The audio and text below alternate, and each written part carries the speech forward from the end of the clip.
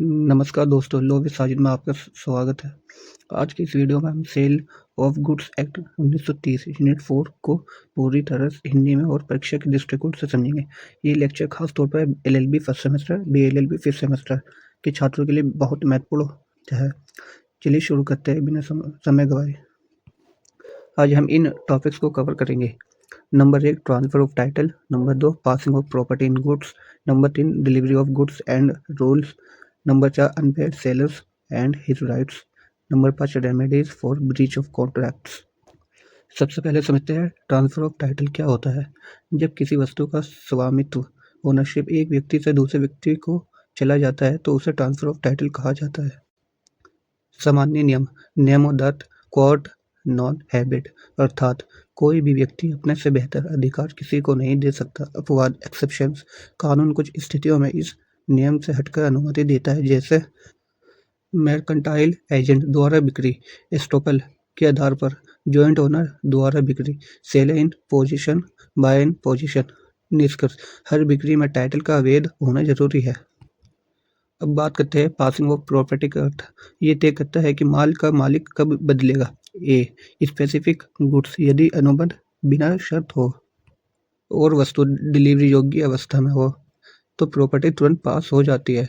यदि सेलर को कुछ काम करना हो, काम पूरा होने पर प्रॉपर्टी पास होती है। पॉइंट बी अनएसर्टेन्ड गुड्स, जब तक वस्तुओं की पहचान नहीं होती प्रॉपर्टी पास नहीं होती। Point C goods of approval, buyer की स्वीकृति या समय समाप्त होने पर प्रॉपर्टी पास हो जाती है। डिलीवरी क्या है? जब सेलर स्वेच्छा से बायर को माल सौंपता है उसे डिलीवरी कहते हैं। प्रकार number 1 actual delivery, number 2 symbolic delivery, number 3 constructive delivery. तीनों प्रकार परीक्षा में लिखने योग्य है, तो इसको अच्छे से पढ़ा है और एक बार रिवीजन भी ध्यान से कर ले। तो डिलीवरी से जुड़े मुख्य नियम: स्थान अनुबंध अनुसार, समय उचित समय, मात्रा सही होनी चाहिए, किस्तों में डिलीवरी सहमति से, खर्च सामान्यतः सेलर वहन करेगा। अनपेड सेलर कौन होता है? जिस सेलर को पूरा मूल्य ना मिला हो या चेक डिसऑनर हो गया हो उसे अनपेड सेलर कहते हैं।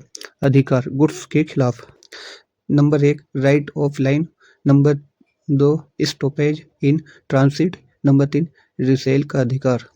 बायर के खिलाफ प्राइस का दावा, डैमेजेस, इंटरेस्ट।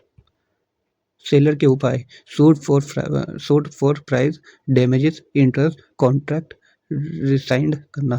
बायर के उपाय: नॉन डिलीवरी पर डैमेजेस, स्पेसिफिक परफॉर्मेंस, वारंटी का उल्लंघन, कॉन्ट्रैक्ट को अस्वीकार करना।